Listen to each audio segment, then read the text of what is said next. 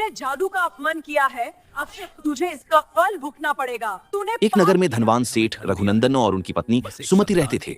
दोनों बड़े भक्त थे, रोज तुलसी को जल चढ़ाते, विष्णु जी की पूजा करते। बस एक दुख था, संतान नहीं थी। अनेक व्रत पूजा के बाद उन्हें एक पुत्री हुई, जिसका नाम रखा कावेरी। कावेरी को माता पिता ने इतना लाड प्यार दिया कि वह आलसी, घमंडी और बदतमीज हो गई। सफाई से उसे चिढ़ थी, कभी झाड़ू हाथ नहीं लगाया। 16 साल की उम्र में उसने धनवान लड़कों को अपमानित कर भगा दिया। एक दिन वन में टहलते हुए उसकी नजर पड़ी एक गरीब, शांत, विद्वान ब्राह्मण युवक वेदांत पर। पहली नजर में ही वह उस पर मोहित हो गई और जिद की, मुझे इसी से शादी करनी है। पिता ने बहुत समझाया, पर बेटी की जिद के आगे हार गए। वेदांत ने पहले मना किया, मैं गरीब हूँ, आपकी बेटी को सुख नहीं दे पाऊंगा। पर सेठ ने कहा, मैं तुम्हें घर दुकान सब दूंगा। आखिर विवाह हो गया। विवाह के समय मां सुमति ने कावेरी को एक नई झाड़ू भेंट करते हुए कहा, बेटी, झाड़ू को माता लक्ष्मी का स्वरूप मानकर सम्मान करना। कावेरी ने उसे एक कोने में फेंक दिया। शुरू के कुछ दिन तो ठीक रहे, फिर कावेरी का असली स्वरूप सामने आया। घर में गंदगी, बर्तन धुले नहीं, जाले लटकने लगे। वेदांत ने प्यार से समझाया तो कावेरी बोली, मैंने मायके में कभी काम नहीं किया, यहाँ भी नहीं करूंगी, नौकर रख लो। सास रोज पुरानी सीकों वाली झाड़ू से सफाई करती।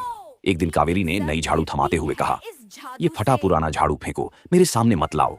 अगले दिन सहेलियां आईं तो उसने सास से झाड़ू छीनी और बाहर फेंक दी। चिल्लाई, बूढ़ी, मेरी बेइज्जती करवाती हो। सास रोते हुए पति सहित पुरानी कुटिया में लौट गईं। अब घर में सिर्फ कावेरी।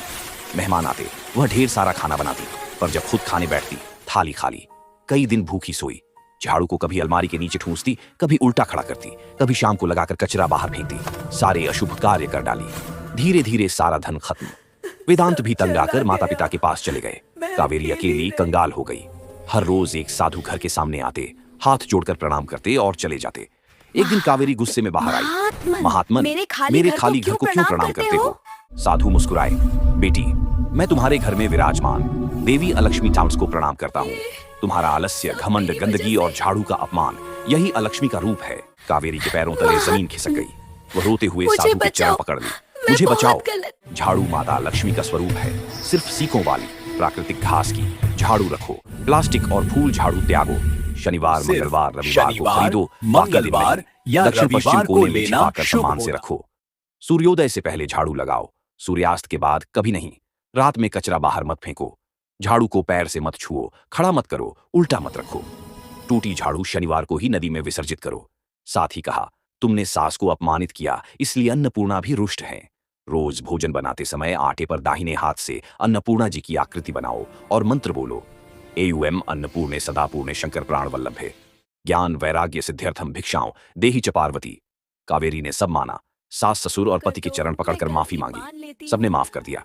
घर लौटकर उसने सबसे पहले झाड़ू की पूजा की, हल्दी कुमकुम लगाया, फिर अन्नपूर्णा मां का स्मरण कर भोजन बनाया। उस दिन कई दिनों बाद उसका पेट भरा। तब से कावेरी पूरी तरह बदल गई। सुबह जल्दी उठती, झाड़ू सम्मान से लगाती, घर चमकता, सबके साथ मधुर बोलती। घर में फिर से लक्ष्मी, कुबेर और अन्नपूर्णा का वास हो गया।